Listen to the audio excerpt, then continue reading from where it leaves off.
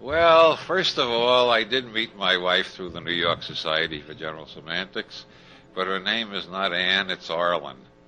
That is of absolutely no importance to anybody here except to me. I'd like to get her name right.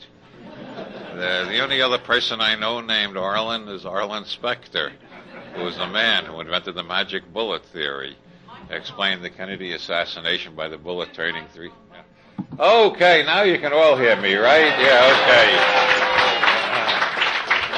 The first important point is my wife's name is Arlen. And where was I going from there? Where do I live?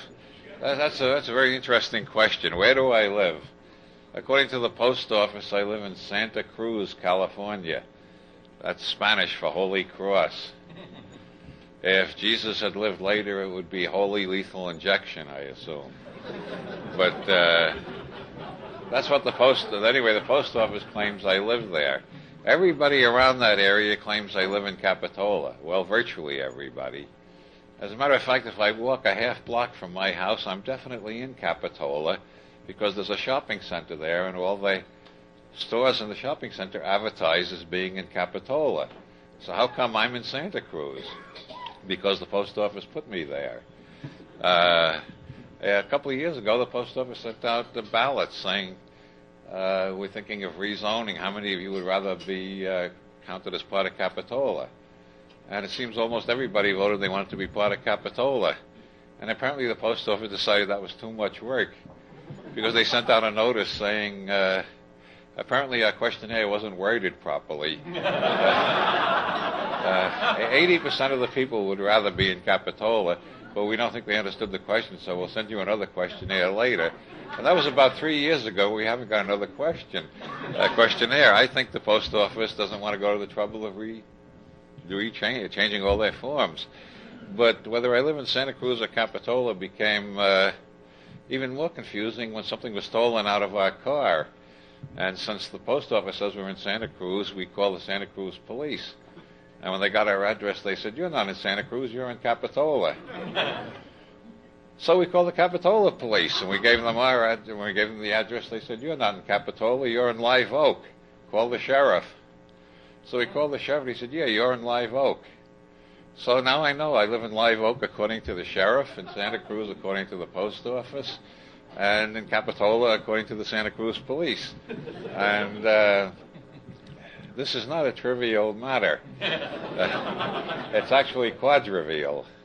Because back in the 70s, I was involved with the Physics Consciousness Research Group, which included Jack Sarfati, who has the wildest website you can find on the World Wide Web, Nick Herbert, who has written Quantum Reality and Faster Than Light and other interesting books on quantum mechanics, Fritjof Capra, who wrote The Tao of Physics, Fred Wolf, who's written so many books on quantum mechanics I can hardly begin to list them all, The Body Quantum, and several others. I was the resident science fiction writer. You see, my first book, Illuminatus, not my first book, but the first book to get any attention. I had 3 books before that, which nobody paid any attention to.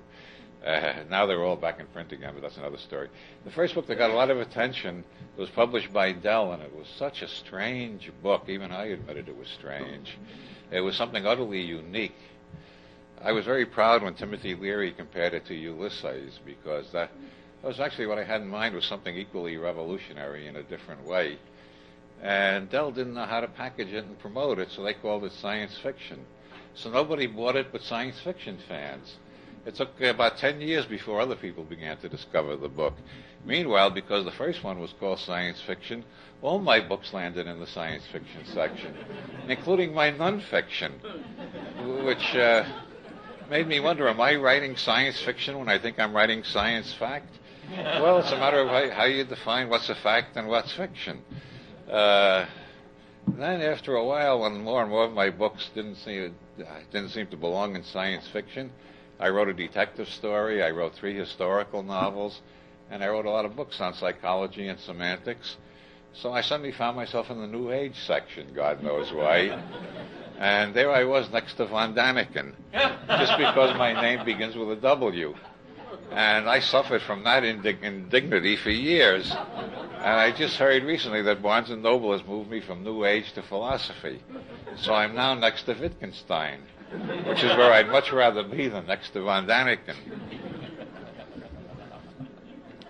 But the fact that, according to one model or grid or reality tunnel, I live in Santa Cruz, and according to another one, I live in Capitola, and according to a third, I live in Live Oak, has helped me immeasurably in understanding the problems in quantum mechanics that we used to discuss in the Physics Consciousness Research Group back in the 70s. Of course, what it all comes down to, I don't speak in E-prime. I've been writing in E-prime a lot lately, but I've written 2 books in E-prime and most of my recent articles in E-prime. I haven't yet learned to speak E-prime.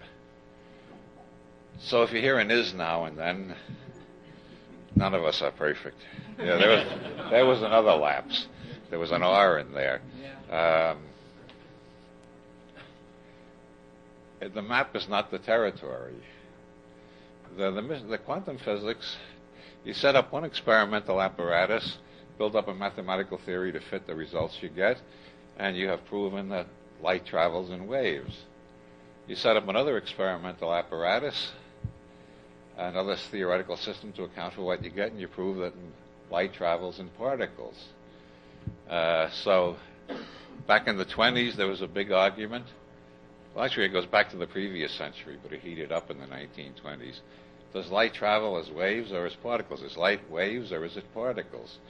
And when the answer seemed to be light is waves when it feels like being waves, and it's particles when it feels like being particles, light is waves and light is particles, that led to a lot of physicists to promulgate the theory that the universe is irrational, which I think is the worst identification of identity that's come up so far in this discussion. Supposing you reformulate it in E prime, as Dr. Borland would have us do, you can't say the photons are particles. You say under certain experimental conditions, photons behave like particles. And you can't say photons are waves. You can only say under certain experimental conditions, photons behave like waves. Now there's no contradiction, no paradox, no problem, and no need to say the universe is irrational. It's just the is of identity that makes the universe appear irrational. Excuse me. Have I got some water here? Right under there. Pardon me while I...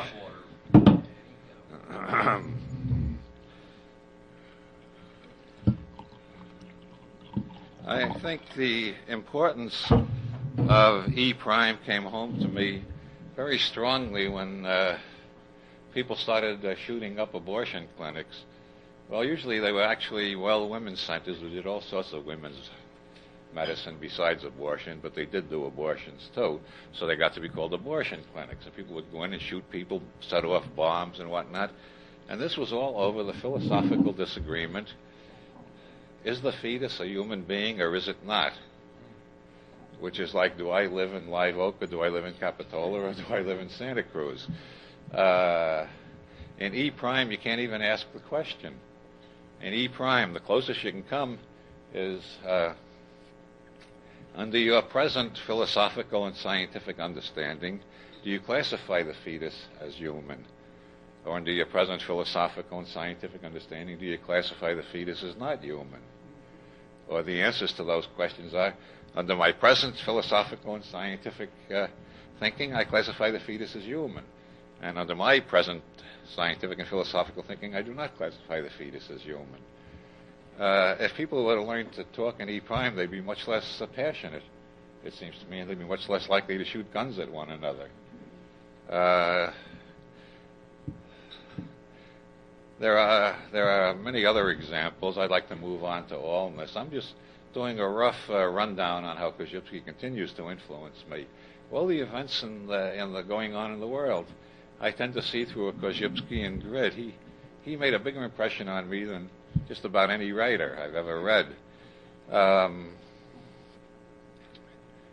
When I was going to high school, the civics and English teachers and all the humanities teachers. I was in a technical high school, but we had to take some humanities courses in those days. I don't know if they had to take any courses in anything these days, but my general impression is that everybody who graduated since 1970 doesn't know anything. But maybe that just shows I'm getting old. But all the physics, all the social science, humanities teachers, all made very clear to us that Hitler made a terrible mistake in making generalizations about miscellaneous groups of human beings. He took a large collection of human beings, and he said, these people, the Jews, have the following characteristics, all of them. That's what Korzybski meant by allness. And that was what lay behind the Holocaust. And anybody who thinks Korzybski's ideas are not very, very important, just remember what the Holocaust was, what happened. And it all resulted from Jews are such and such. How many Jews did Hitler meet in his life? 100, 200, 300? How many Jews are there in the world? 15 million, 20 million? I don't know. He thought he knew all about all the Jews in the world. He only knew a few things about a few of them. And probably the only ones he remembered were the ones that would hurt his feelings sometime, whether by saying his paintings weren't very good. Somebody said, Adolf, that painting sucks. And 6 million people died later on because of allness.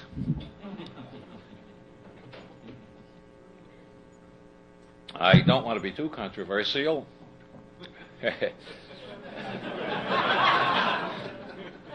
But I would like to ask, how many men does Gloria Steinem know well enough to make all the statements about the male sex? Does she know 200, 300, 500? Is that enough to generalize about, I think, 2.5 billion men on the planet now?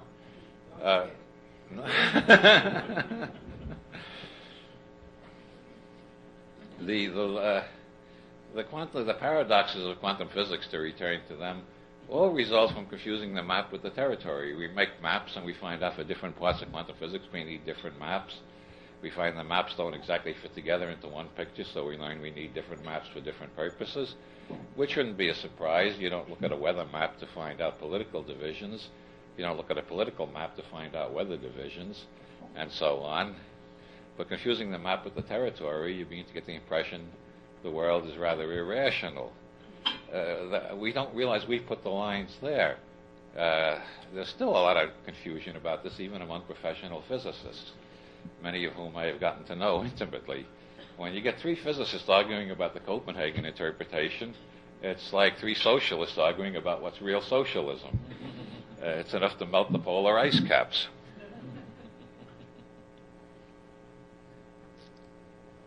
But this doesn't happen with Capitola, Santa Cruz, and Live Oak because we know we put the lines there.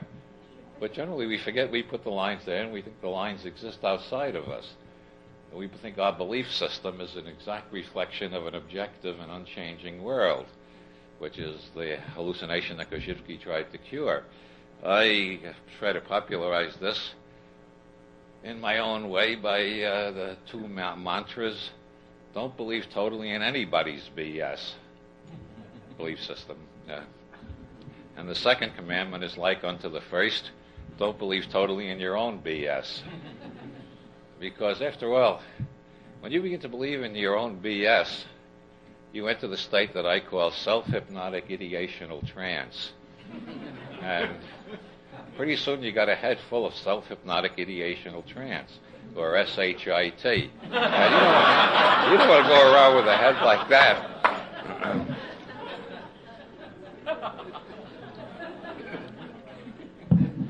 Peter Bogdanovich, like Jean-Luc Godard, started out as a film critic and later became a film director, and a very good one, I think. He was persuaded to become an actor in a movie that Orson Welles made that has yet to be released, called The Other Side of the Wind. And the way Orson persuaded Peter Bogdanovich to become an actor was when Bogdanovich said, I'm not an actor, I don't know how to act. Wells said, everybody is an actor. How's that for an allness and an isnness statement? And Bogdanovich says, what do you mean? And Wells said, every conversation is a performance. We draw the line. We say this is acting and this is conversation, but every conversation is a performance. Read Luckman's presentation of the self in everyday life. We're always putting on a persona to deal with the world around us. So everybody is an actor in a certain sense, or at least we can use the model of acting to describe a great deal of human behavior. So therefore, don't be afraid if anybody asks you to appear in a movie. I just came back from appearing in a German movie called Drjuchin, which for those of you who lack Deutsch means 23. And for those of you who don't know why the movie is called 23, you haven't read enough of my books yet, obviously. 23, Drjuchin is about a guy named Karl Koch, who read my novel Illuminatus, which I intended to change the mind of everybody who read it, to mutate them totally into new levels of consciousness and awareness. As it says near the end of the book, this book is part of the only real conspiracy it discusses. And it changed Karl Koch's mind, certainly not quite in the direction I was expecting. But the message he got out of it is the world needs to be free of secrets. So let's burrow into all the secret files of all the governments and publish what we find. And once he got going on that, he found out he was very good at it. He got into the U.S. Naval Database in Norfolk. Then he got into Lawrence Livermore Laboratories, where, as Buckminster Fuller once said, most of the best minds of the American scientific community have devoted themselves for 50 years to the single project of delivering more and more explosive power over longer and longer distances and shorter times to kill more and more people. This is a remarkable use of human intelligence. Apparently, if the Cold War hadn't ended, they'd reached the point where they could kill everybody in 1 nanosecond, and then they would have achieved the goal of American financial policy in the last 50 years. He got into Lawrence Livermore Laboratory. He got into everything. He got into the FBI, the CIA. He was all over the shop. And then, because he was more interested in cocaine than in the kind of drugs I think are beneficial, which I shall not name lest I get hauled off and arrested, you might make a few guesses after reading some of my books. Klaus got an even more wonderful idea, or at least it seemed wonderful to him. His idea was, instead of just distributing this information free, let's sell it. So he contacted the KGB. And pretty soon he had more fucking cocaine than anybody in Germany. He was rolling in cocaine. And the more cocaine he had, the more time he had to spend at the computer sniffing and searching, finding out more and more secrets, selling them at higher and higher prices, sniffing and searching. The KGB knew more about what was going on in Washington than the president did, probably. Certainly more than the media know. And then Klaus was found dead in the woods at the age of 23, on the 23rd of the month. He was fascinated by 23s as a result of Illuminatus. Apparently my books affect different people different ways. Anyway, they wanted me to appear in the movie as playing myself. And I thought it over, and I said yes. I figured, like Orson Welles said, every conversation is a performance. All I had to do was be myself. I didn't have to do a lot of method acting and asking, what is this character really aiming for? What is his true motive, and so on. I know pretty much what my motive is most of the time, or at least part of the time. You know, when somebody mentioned the Roosevelt Hotel in one of the speeches, I was wondering which Roosevelt Hotel was he thinking about. There must be, there's a Columbus in every state. There may be a Roosevelt Hotel in every big city. When he mentioned the Roosevelt Hotel, my mind went at once to the Roosevelt Hotel in Beverly Hills, because I have taught there at a couple of neuro-linguistic programming workshops with Richard Bandler and his staff, and the Roosevelt Hotel is the one in Beverly Hills is a very interesting place, because lots and lots of people have seen Clifton Webb's ghost wandering around the halls. I did not get to see Clifton Webb's ghost, but it still creates an interesting. Very few hotels have an atmosphere like that, where you think you might run into the ghost of an actor you remember from your childhood. And the other thing about the Roosevelt Hotel is that Charlie Manson worked in the lobby as a pimp about 20 years or 30 years ago. So that gives another atmosphere. Charlie was up for parole against recently and turned down as usual, as I hope he always will be. And he gave an interview to the San Jose Mercury, the first interview in years. And he said, one of the most interesting things Charlie said was, in my day, being crazy meant something. Now everybody's crazy.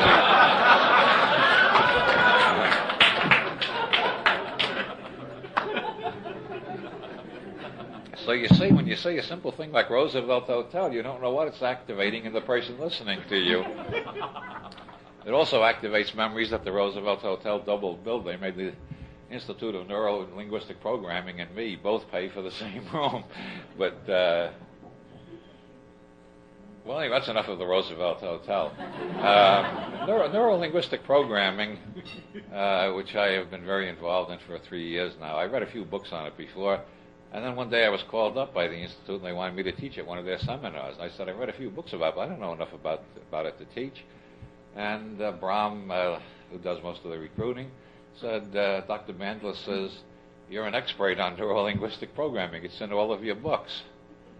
So I thought, how the hell did I become an expert? I never thought I'd be an expert on anything.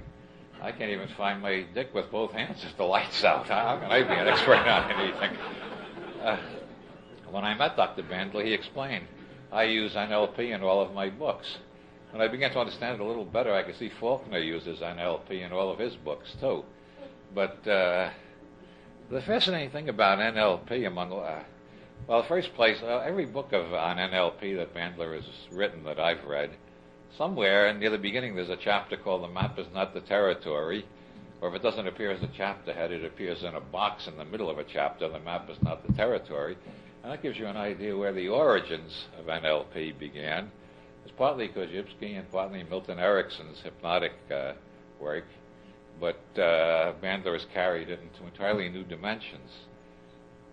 I have seen Dr. Bandler put people into deep trance in 30 seconds, which Milton Erickson was famous for. I think Bandler does it even quicker and more efficiently. And he's very good with people who think they can't be hypnotized. And he does this entirely by means of his understanding of language, how language controls people. When you begin to understand NLP, you realize that Korzybski did not state the case nearly as strongly as it needs to be stated.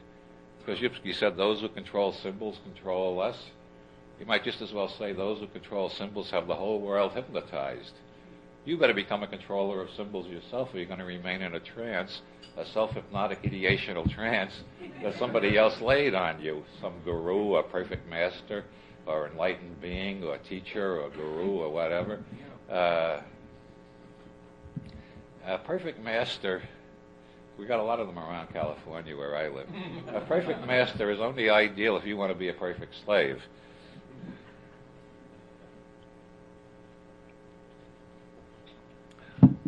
The line between persuasion and hypnosis, like the line between conversation and acting, is not firm. We decide where we're going to draw the line.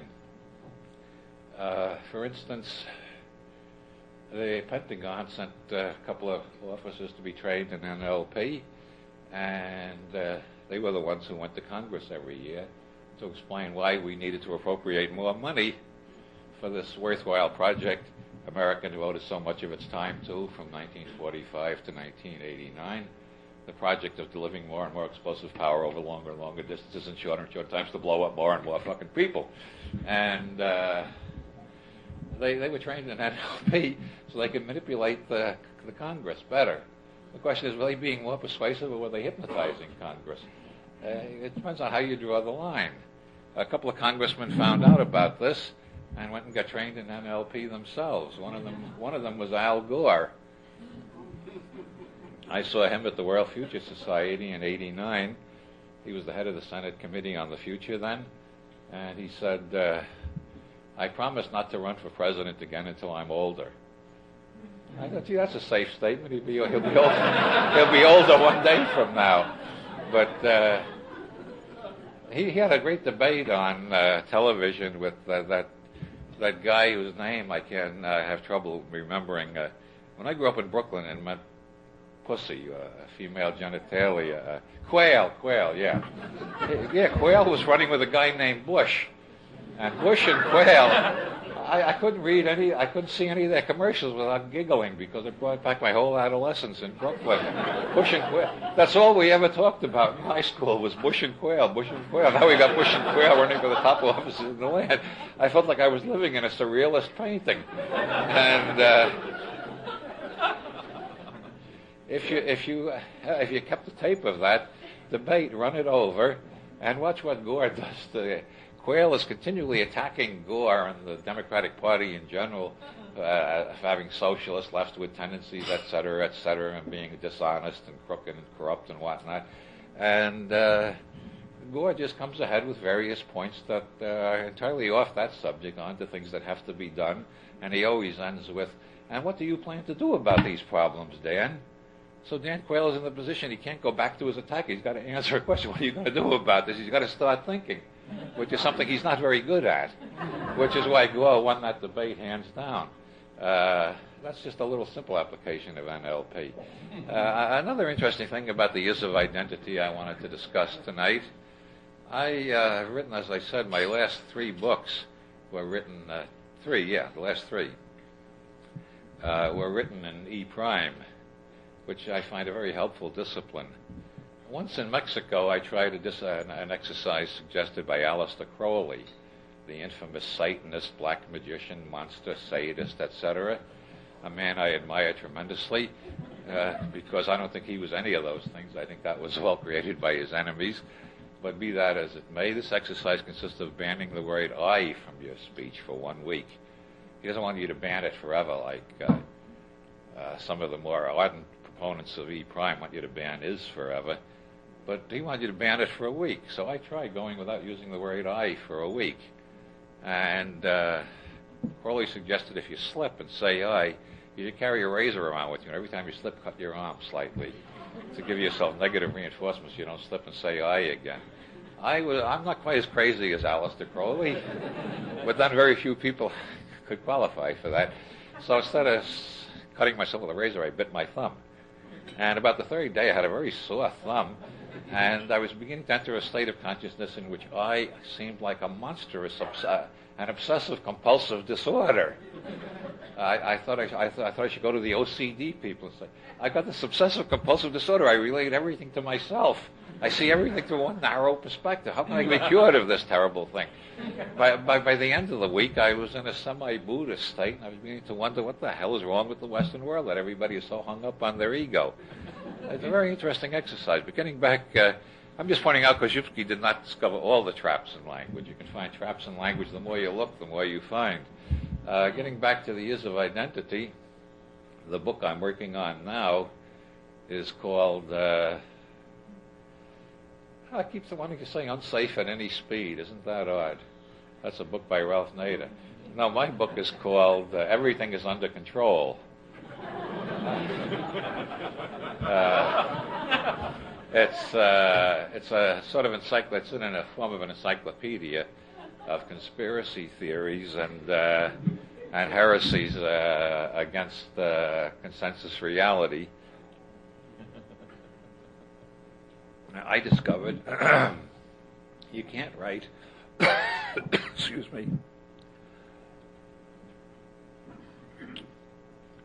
You can't write about conspiracy theories without using the is of identity or degenerating into the kind of convoluted prose that you only find in Henry James. And even though Henry James is regarded as a major American writer, I don't want to get stuck sounding like Henry James. If I'm going to get stuck sounding like any convoluted writer, I'd rather sound like Faulkner. Conspiracy theory can't exist without the is of identity. You really need to use it, which may tell us something very important about conspiracy theory. Now, we are living in a decade, well, we began a couple of decades ago. It began with Watergate. It accelerated in the 80s. It keeps reaching new peaks every year throughout the 90s. Every time I think it's peaked, it doubles in intensity, where more and more people have more and more theories about other people being up to no good. The general opinion of humanity that humanity has of other human beings has sunk to an all-time low. Everybody suspects every other group of being up to something nasty, and when you ask, well, what caused this sociological phenomenon of this generalized distrust that people have of one another, and especially of organizations? People fear unions, people fear government, people fear corporations, people fear churches, people fear one another, people fear all sorts of things. Well, one of the reasons, I think, consists of the simple fact there's an awful lot of conspiracies going on. The government lies to us all the time. They get caught constantly, but the chief qualification to be a politician in modern America is that you have an absolutely shameless personality, which I believe is known in technical psychiatric literature as the sociopathic personality. Nothing can shame you. You can get caught in 10 lies in 10 days, and the 11th day you've got a new lie in great hope that people will believe you. Remember Nixon's last days in office? He was still telling new lies every day, hoping that there was still somebody out there who still believed him. Nobody believed him anymore, but he had faith. He had conned so many people for so long, he was convinced he could go on, he could con them one more time. And even when he resigned, he said, I'm not guilty of anything, I'm just resigning for the sake of form.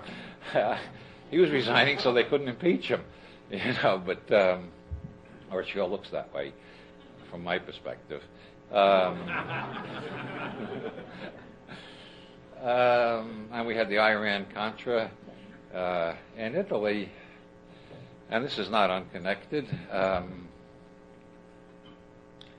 In Italy, they had the P2 conspiracy, which got a lot of publicity in the European press. I was living in Europe at that time. To be exact, I was living in Ireland. And in Ireland, the newspapers are, as all the Catholic priests will tell you, run by a bunch of damned atheists. Well, they're all atheists who were educated by the Jesuits. And there's nobody more subtle than an atheist educated by Jesuits. Like when the Archbishop sent out his letter on God's plan for the family, one of them wrote to the Irish Times, would the Archbishop kindly explain with what degree of metaphor a timeless being can be said to have plans? Only an atheist educated by Jesuits would put a question like that. The P2 got a lot of publicity in Ireland and throughout Europe. It didn't get quite as much publicity here. Basically, we're leaving out all the speculation. There's a lot of speculation about P2, like about all conspiratorial activity. What was proven comes down to over 950 members of P2, which was a secret society within a secret society. Licio Gelli, who seems to have been the organizer, only recruited from third-degree Freemasons from the Grand Orient Lodge of Egyptian Freemasonry only. And 900 of them had high positions in the government. They were accused of plotting a fascist coup. They were also, a couple of them, convicted of massive financial frauds. It was discovered that Gelli, in collaboration with Roberto Calvi of Banco Ambrosiano and Michele Sindona of the Franklin National Bank, and a guy named Hernandez Cataya of the World Finance Corporation in Miami, had set up 200 banks that didn't even exist, except in their computers. And these 200 banks that didn't exist made a very happy merry-go-round in which all the cocaine money was being laundered and ending up God knows where, probably in numbered Swiss bank accounts. Calvi, when he was indicted, fled to London and was found hanging from a bridge with his pockets full of bricks, where the rising tide had covered his dead body, which is the threat of the punishment given to Freemasons who betray their fellows in the craft, which indicates definitely that Calvi was killed by Freemasons, or by people who ardently wish us to think he was killed by Freemasons. Michele Sindona was convicted in New York of 65 counts of stock and currency fraud, then was extradited to Rome after Richard Nixon's law firm put up a hell of a 3-year fight to keep him from being extradited, and was convicted of murdering a bank examiner, and then was poisoned in his cell while waiting trial on charges of plotting a fascist coup and complicity in the Bologna 1980 railway bombing. You can see they were a busy and jolly bunch. Well, the cocaine was going through that bank and disappearing into the 200 ghost banks that they had set up. The more this case never dies. There's more investigations all the time. just recently a mafioso in Palermo confessed to being the one who had murdered Calvi, strangled him, and hung him from that bridge, which was the first theory put forth by the first book I read about the Calvi case. And it got superseded by all the people trying to prove Calvi was killed by the Freemasons, by the Vatican, by this group, by that group. Apparently he was killed by the mafia for shorting them on a drug deal, or at least this mafioso confessed to that. The P. conspiracy, all the investigating magistrates in Italy who were involved in it, they all told the reporters Gelli was not the head. Licio Gelli seemed to be the head. They all said Gelli seemed to be the head, but we have evidence the control came from somewhere else. One of them said, I think it was another Freemasonic lodge in Monte Carlo. Another one said he thought it was the Grand Loge Alpina in Switzerland. Researching my book on conspiracy theories, I found an article that claimed the real brains behind Pay Due was James Jesus Angleton, who was the head of counterintelligence for the CIA, 1954 to 1974, when he got thrown out for doing things in the United States that the CIA is only allowed to do in other countries. Angleton is called paranoid by so many writers that it's hard to separate the concept Angleton and paranoia. The two are intimately related. He believed there was a Soviet mole high in the CIA, and he had his own department and his own budget, and nobody knew what he was doing because he shredded all of his papers every night before he left. This started back in the 50s, before anybody else in Washington was into paper shredding. He didn't want to leave a paper trail of anything. Nobody knew what the hell Angleton was doing except Dulles, maybe, and Dulles' successors. And they probably didn't know either, because Angleton was a very private person and a very strange bird indeed. A.J. Weberman, who has the biggest website you can find, it's 3 parts: the history of the CIA, the Kennedy assassination, and garbageology. Garbageology is what Weberman discovered going through people's garbage, which was his first occupation before he started on the CIA and the Kennedy assassination. He believes that he can prove that Angleton was the brains behind the Kennedy assassination. Be that true or not, everybody can judge for themselves after reading this extensive. If you got the time, you got a year to take off and go through all the stuff and the file, you might come to an educated opinion about that. My thought as I plowed through this stuff was, if Angleton was behind it, it was because he finally decided Kennedy was the Soviet mole he'd been looking for all those years. You see, once the government stops trusting the people, there's no end to it. As Mailer points out in his novel Harlot's Ghost, every branch of the CIA is ignorant of what every other branch is doing. This is necessary because Angleton was very influential in setting up the structure. He set it up so that a mole in one department might find out a lot about that department if he got into it and got high enough, or she, but they couldn't find out what was going on in any other department. So nobody in any department of the CIA knows what anybody in any other department is doing. So nobody can learn too much by penetrating them. You need lots and lots of moles, and getting even one mole in a high position is pretty hard. But the result of that is that everybody in the CIA suspects everybody else in the CIA of all the things that left-wing paranoids suspect them of. In Mailer's novel, when they hear about the Kennedy assassination at Langley, he described the scene when nobody can look at anybody else because they're all thinking the same thought. Was it one of those departments I'm not supposed to know about? which is what a lot of other people thought later. Once you've defined an enemy that's trying to subvert you, then you need to spy on everybody more and more. And the more you spy on everybody, the more nervous everybody gets. So as the government proceeds down the path of spying on the citizens, remember the government one time was supposed to be our servant. We have completely forgotten about that. We got so used to thinking of them as our master. But the more they spy on the citizens, the more you get the citizens feeling anxious, nervous, paranoid, and a little bit hostile. That's why you see those bumper stickers that say, "Is your church BATF approved?" in memory of Waco. The government is spying on all of us all the time. Well, Kafka, who tried to write the craziest satire imaginable about the excesses that bureaucracy could go to, Kafka never thought of urine testing. Kafka could not imagine a country in which the citizens were obliged to pee into bottles and give it to government agents to take it back to find out what was going on inside their bladder. As Bob says, you all heard of Bob, J.R. Bob Dobbs, short-term interim savior of the Church of the Subgenius. As Bob says, if they can look at your pee and your bladder, what the hell still belongs to you? Well, once people get more and more used to the idea of the government spying on them, everybody's more and more nervous about the government. They start forming committees and groups to fight back. So you get more and more contributions to the ACLU. You get the militias taking another way of opposing the government. You got the Republic of Texas trying to secede.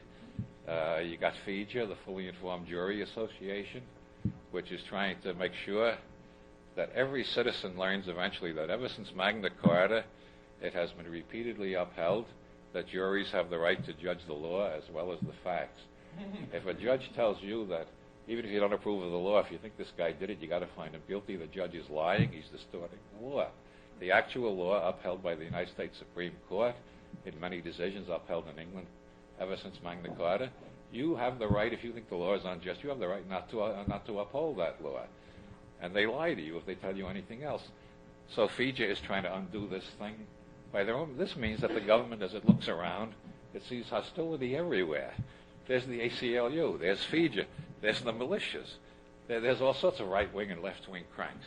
What's the answer? We've got to spy on the people even more. Let's have mail covers. Let's have wiretaps. Let's make sure we know that now they can listen to your phone even when you're not talking on it. They can put bugs in your phone, hear everything you're doing in your house. Do you think that you're not making porno movies? Every time you have sex, you don't know how many government officials are watching. You're probably all porno stars and you don't know it. So as more and more people realize this, hostility to government escalates. Government gets more nervous and spies on the people even more. And this cycle continues up and up and up until the point where either the funding runs out or divine intervention occurs. Otherwise, the paranoia escalates forever on both sides. I don't trust the government, and I often try this. I'll try it here tonight with a group largely of general semanticists. I've tried it with all sorts of other groups. I'll try it with this group. How many of you are willing to hold up your hand and say that every time you have dealt with the government, you have told them the whole truth, nothing but the truth, and held nothing back? You see? One. We got one. My God, you're the first one I've encountered in about 20 years of asking that question. Here's a man who always tells the truth to the guy, and you're not in jail. Amazing. They let him out this afternoon. Well, the plain fact is that almost everybody lies to the government all the time because they're afraid of what the government might do to them. That's why people lie to their bosses. They're afraid of getting fired if they tell too much of the truth. And if somebody has the power to put you in jail, fire you, throw you out on the street, put you in a gulag or anything like that, you're going to say what they want to hear. So the result is people in power hear more and more what they want to hear and less of what's really going on in the non-variable extensional world out there.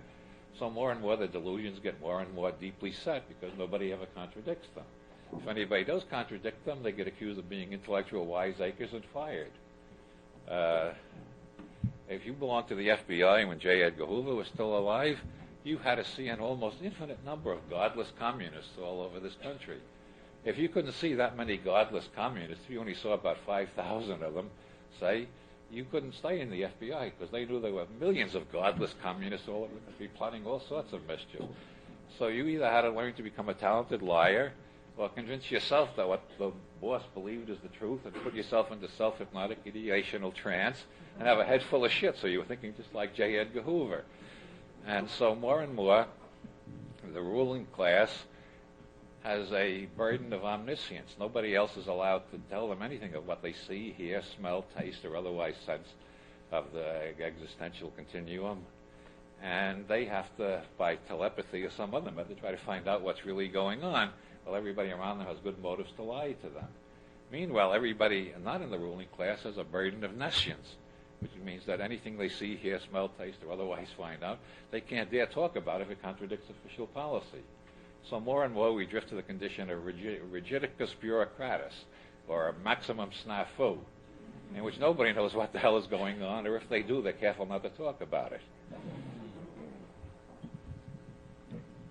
In such a situation, it is inevitable that all sorts of conspiracy theories should proliferate, and a large percentage of the American population should believe that Eisenhower made a deal with the extraterrestrials in 1957.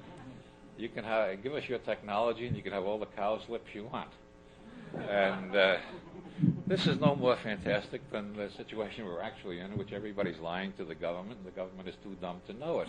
Although they suspect us, so they spy on us more and more to see if they can catch us in any of our lies.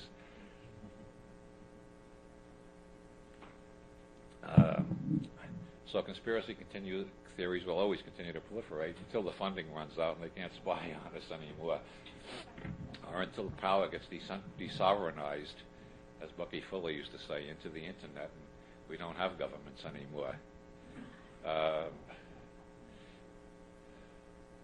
The other great cause of the popularity of conspiracy theories has to do with information and chaos, two subjects which have fascinated me for a long time. I got interested in information theory the same year I read Science and Sanity. I read Claude Shannon's Theory of Information, the Mathematical Theory of Communication. And I got fascinated by the fact that information increases exponentially or logarithmically. And a French statistical economist named Georges Andela did a study in 1975 which he tried to estimate the way in which information had increased from the birth of Christ. Why he picked that time to start, I don't know. I would have started a few thousand years earlier than that. But I think he has a Western chauvinist viewpoint and needs a course in multiculturalism. But meanwhile, be that as it may, and it probably isn't, if you take all the information that humanity possessed in the year 1 A.D. and ask how long it took to double, it took 1,500 years till Leonardo da Vinci was in his 40s.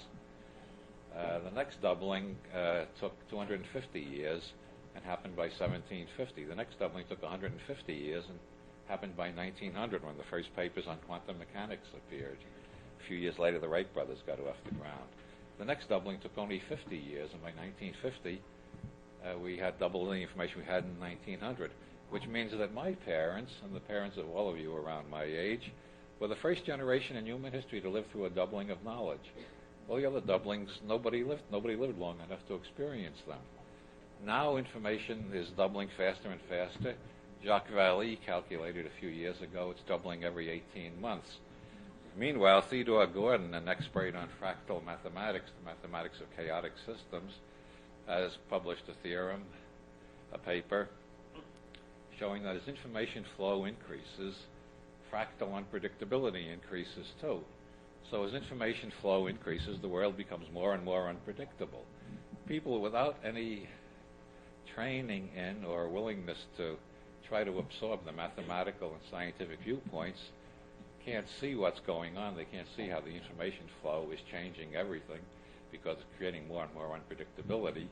But to just give you, after information doubled the first time after Christ at 1500, in one breeding generation, 17 years is a breeding generation throughout most of human history, and 17 years later, Martin Luther nailed his 95 theses on the door of the church.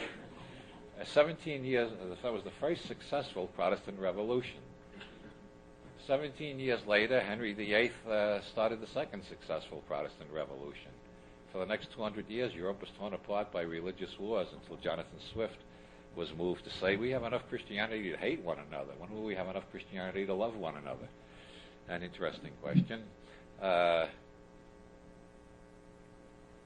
the doubling in 1750, we got the steam engine, the Industrial Revolution, the American Revolution, the French Revolution, the United Irish Uprising, the Bolivar Revolutions in South America, and the first Mexican Revolution.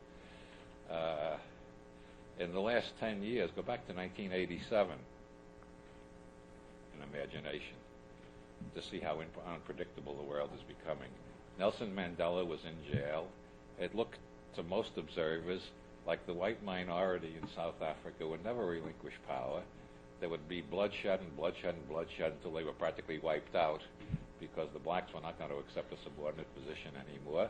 And it looked like a pretty hopeless and a disgusting situation. 10 years later, they are sharing power, and Nelson Mandela is the president of the country.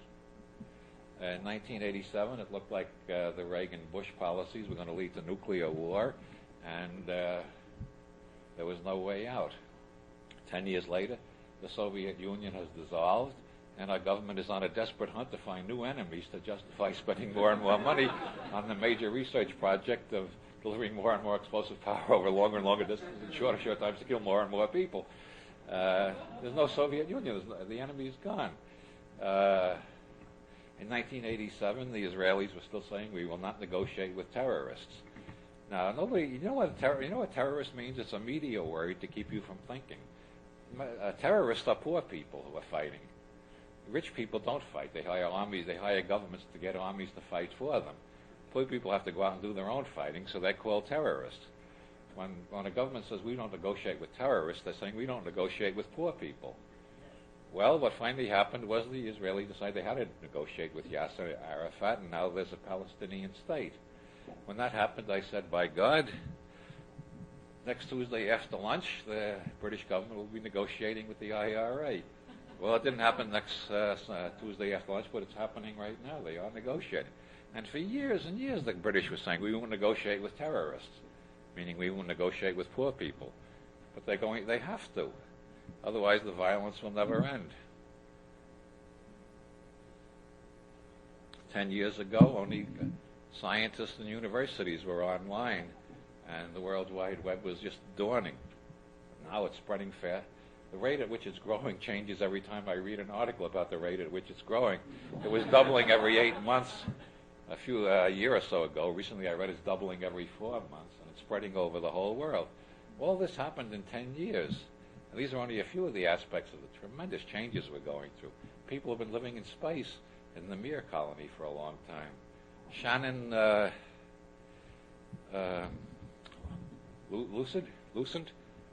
Shannon Lucent, when she was a girl, she told the teacher she wanted to be a rocket scientist.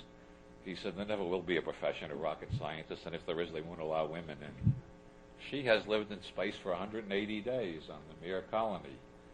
The world is changing faster and faster in more and more ways, and people who cannot understand that this is the result of information flow, changing technology, which changes business, which changes everything else, have to look around for something to explain it, so they look for a conspiracy to blame. Aha! It's the Elders of Zion after all. No, it's the Freemasons. No, it's the Jesuits. No, it's the Bilderbergers.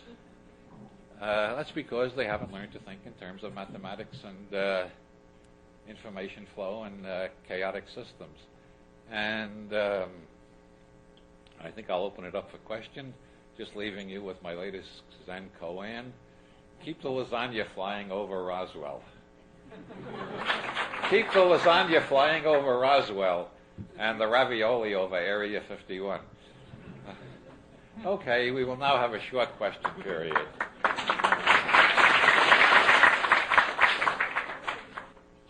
That's, I don't know. When information doubles faster and faster, wouldn't it frost itself? It's sort of like the Kiki Cocoa bird fly up its own ass and disappear. So,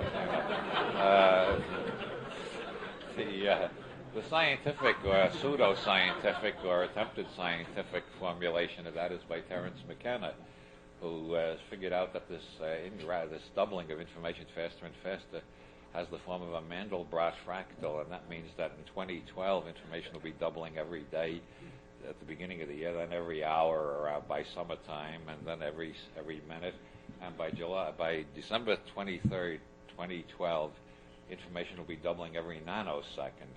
I can't begin to conceptualize in my head what the hell that means, and I don't think it can go that fast. I think there's got to be a leveling off at some point, not a stopping, but slowing down a little.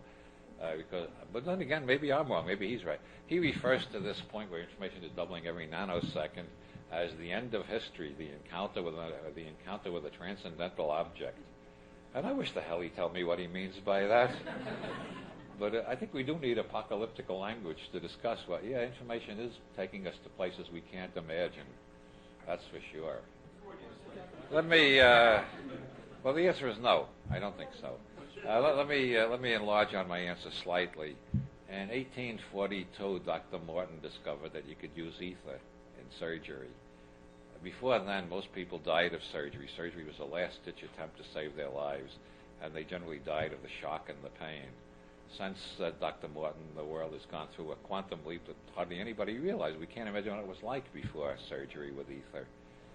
That was a total change in the condition of humanity. Up until the French Revolution, the average lifespan of the working class was 27 years. The lifespan of people in general was 37 years. The average worker had a loaf of bread and a bottle of beer every day for lunch. That was all they could afford. I could go on and on. The reason they had so many plagues is the germ theory hadn't been discovered by the doubling of information. So they kept dumping the shit in the rivers and then making their bread out of water from the rivers. So one plague after another swept across Europe. And I could go on and on with things like that. They were burning witches all the time. Well, you see, that's what makes horse racing. You got one opinion, I got another opinion. Absolutely. Yeah. Communicating is equal because we're sharing time together. No communication can happen. Mm-hmm. Otherwise, if you're just talking all the time and I'm listening, I'm getting your program, right? And You're very much in danger of very much in danger of accepting my BS as yours, and I'm glad you're resisting it. Keep on fighting. Yes. How much do you project? How much Bill Gates would be worth at that time? In 2012. Well, I think by then he will have bought out the United States. It'll be a wholly owned subsidiary of Microsoft. Al Gore will probably be vice president in charge of politics, and that's about as far as my projections go along those lines. I think it's much more likely that we're going to, as we expand off the planet into space colonies and so on, we will be building more and more giant computers in space to store the information so we can find it when we need it. I think more and more the universe will become, well, according to Jack Sarfatti, the universe is a giant computer already. And every system within it is a mini computer within the big computer. We get down to the human brain, which is a mini computer. And inside the human brain, there are cells which are mini computers. And inside that are atoms. Inside them are quarks. And inside the quarks are mini computers. And all of them are localized in time and space, but the information itself is non-local, beyond time and space. I think that's what Oriental religion has been telling us all along. But it's nice to have a scientific metaphor for it, because now I can remember my acid experiences and say, yeah, that's what I was. Yeah, it makes sense now. Yeah. I think I'll take two more questions. I only slept 3 hours last night, and I'm beginning to run down. Yes. Basically, normal consciousness is the objective level on Korzybski's structural differential. The psychedelic experience is suddenly you're in the parabola and it goes on to infinity. Where the hell does this end? Jesus Christ, it doesn't end. How am I ever going to understand this? There's too much there to be understood. That's the process level that Korzybski was talking about. Then you come down, you're on the objective level again, but you don't quite believe in it anymore. You have achieved what Korzybski called consciousness of abstracting, or recognizing the relativity of your reality tunnel in Theory's terms. Hey, where do I draw the line between the government and us?